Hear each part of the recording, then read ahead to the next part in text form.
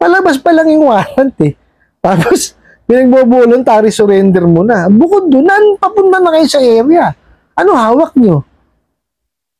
May nagtanong sa akin, Sir, I'm receiving threats regarding sa pagkakakulong dahil di ako makabayad sa lending loan app.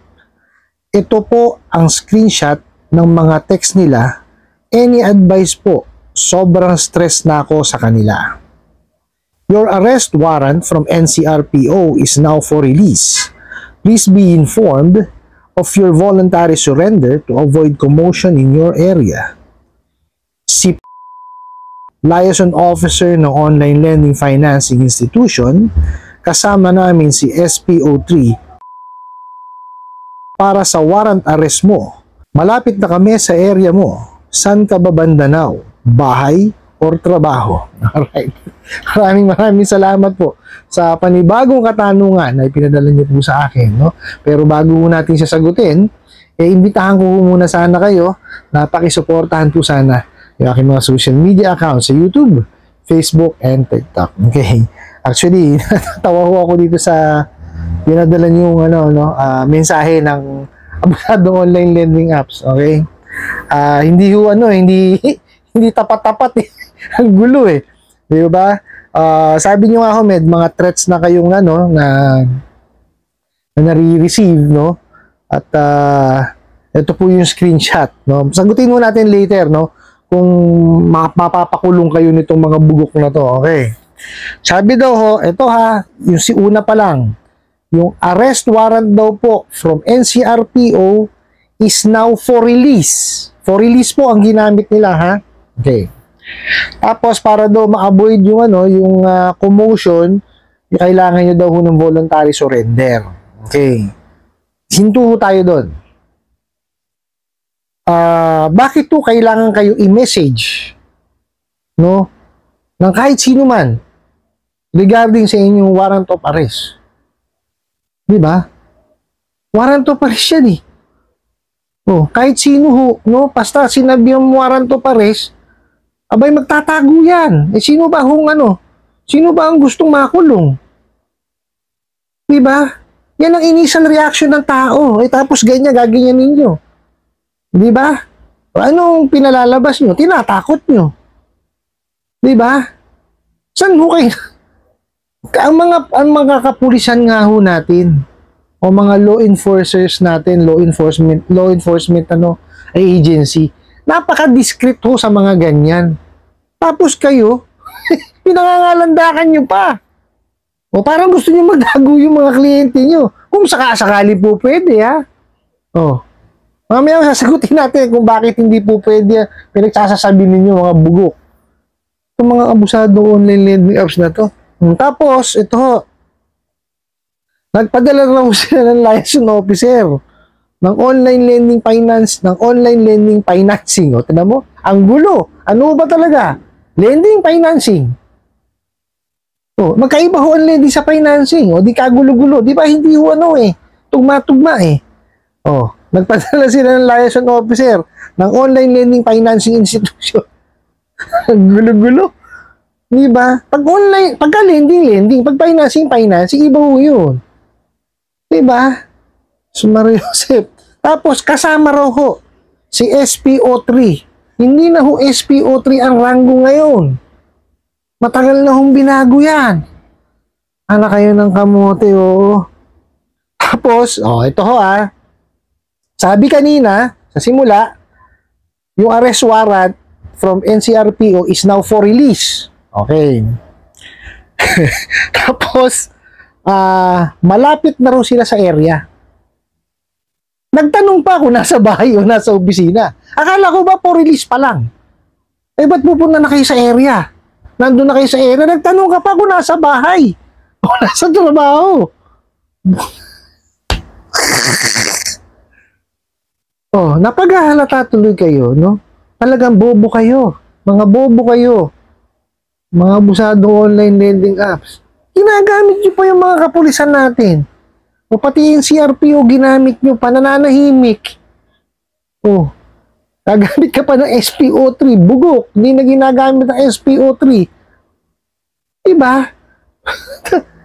Ang gulo-gulo ng mensahe nyo. Walang consistency. Diba? Hindi tugma-tugma. Naka kayo ng teteng. Palabas pa lang yung warrant eh. Tapos, pinagbo-voluntary surrender mo na. Bukod doon, papunta na kayo sa area. Ano hawak nyo? Ha? Mario Joseph. Oh, ngayon sasagutin nun natin. Bakit wadi kayo makukulong? Oh. Ang hindi pa lang po nakakabayad sa utang, no? Ang po pwede lang pong isang pangkaso diyan is civil case. No, pagka ho yung 1 million pababa, liliwanagin nun natin ha. 1 million pababa ho, ibig sabihin yun yung range niya. 1 million pababa. Small claims po ang po pwedeng isampang kaso sa inyo sa civil court. Okay? Oh, pagka naman ho yan mahigit sa 1 million, collection of sum of money, civil case din ho yun. Okay? Nagu tayo ron ha. Kaya ho meron tayong small claims para ho mapabilis po yung proseso. Okay? Tapos sasabihin nila may warrant.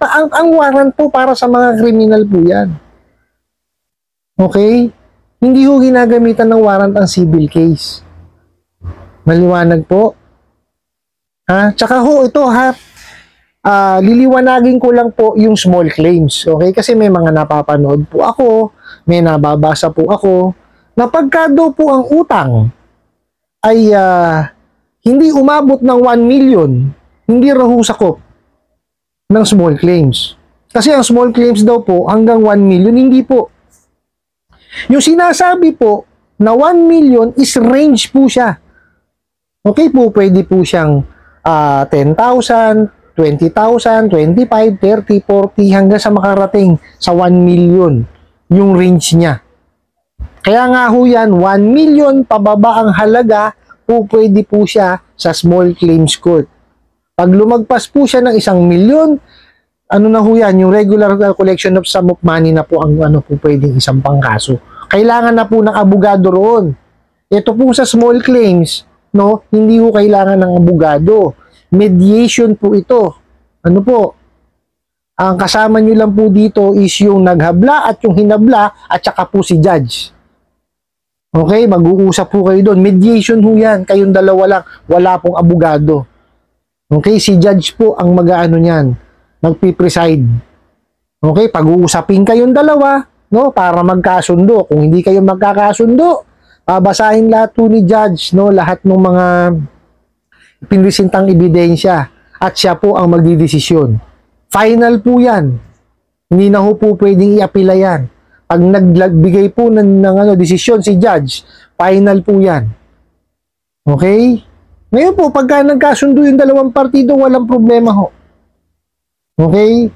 Ano na yan? Areglado na, aproban na ni judge yan. Kung ano man po yung napagkasunduan, kung huhulugan, kung babayaran one time, o kung ano man ho ang napag-usapan nila. Ngayon po, kung wala talaga silang napag-usapan, wala napagkasunduan, si judge po ang magdidesisyon yan. Okay? Kung meron nung kailangan i-garnish, no? Mag-uutos si judge niyan. Okay? Mag-ano ho ng writ of execution. Pero ang magpapatupad po ng writ of execution is yung pong sheriff. Okay? Hindi ho yung mga nagpautang. At ito pa ho, niliwanagin ko ha. Kung ano man po ang mag-garnish, okay, hindi ho yun yung kukunin nung lending or financing. Okay, may bidding ho yan. Kuwari, nakakuha ng let's say, lote, sasakyan, okay, ibebenta ho yun. Kung ano man po yung maging proceeds, yun po ang pambabayad doon. Kung kakasya. Okay po, pwede ho yung garnishment ng ng properties, okay, yung savings, tsaka sahod po, pwede po yun. Ang importante ho dyan, merong writ of execution. Importante po yun para makapag-garnish. Pag wala po noon, hindi po pwedeng mag-garnish. Yung mga sinasabi ng mga abusadong online lending at mag-garnish, mga bugok kayo. Hindi kayo magpapatupad niyan. May sheriff na para magpatupad niyan.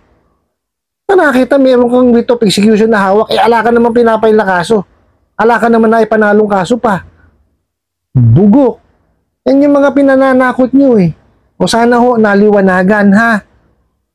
Ang small claims po, ginawa ho yan, no, para po sa range na amount na utang na 1 million pababa. Hindi ho kasama dyan yung mga penalty, interest, ha? Hindi ho kasama dyan yung mga nagastos. Hindi ho kasama dyan. Okay? Yun ho, idadagdag pag nanalo na kayo. Pati ho yung mga, mga nagastos po ninyo. Sana lang ho naliwanagan. Kasi ho, marami ho akong may mga napapanood po ako at nababasa na pagka daw walang 1 million yung utang, hindi kasama sa small claims, hindi ho. Hindi nyo kailangan paabuti ng 1 million yung utang para kayo ay makapagsampa ng small claims.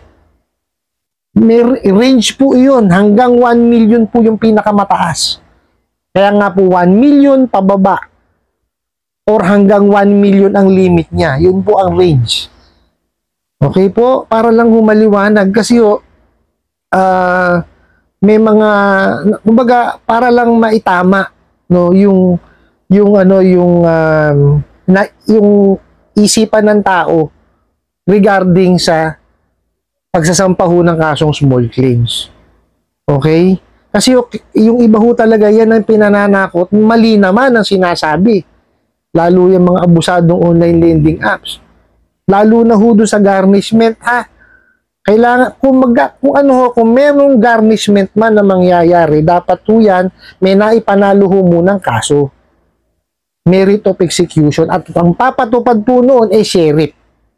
Wala hong ibang tao. Okay po? No, yun lang ho ang aking nililinaw kasi ho, nami-misquote na ho yung kumbaga iba na ho ang pagkakaintindi sa small claims, iba rin ho ang pagkakaintindi dun sa writ of execution. Okay, ngayon po, hindi po ako abogado. Nakakaintindi lang po ako. Ngayon, kung sa tingin nyo ho, hindi kayo satisfied sa aking explanation, po pwede ho kayong dumulog sa abogado. Sila ho ang makakasagot po niyan. No? Pinag-aralan po nila ng matagal yan. Okay, nag-exam pa po sila, nag-bar pa sila. Kumuha pa po sila ng exam para maipasa yan. Ako po, nagkaroon lang ho ako ng idea, no? Nagkaroon ho ako ng experience kasi sumasama ho ako sa abogado namin. Nagpa-file po kami ng small claims, tumutulong po ako. Nagtatanong-tanong po ako, tsaka frustrated lawyer po ako. No? Kaya lang ho talagang hindi na ho kinaya dahil nga bukod ho kulang sa budget, alam ko ho mahina ang kukote ko.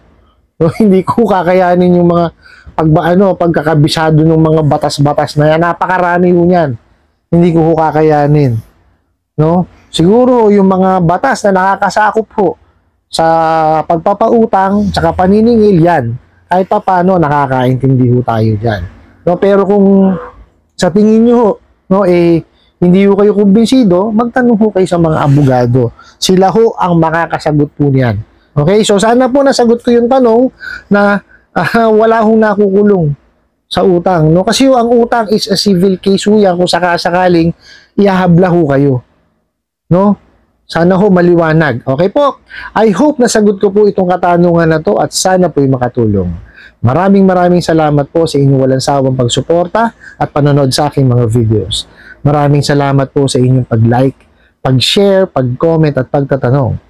And kunin ko na rin po itong opportunity na ito na imbitahan po sana kayo na pakisuportahan po sana yung aking mga social media accounts sa YouTube, Facebook, and TikTok. Hanggang sa muli po, yun lang.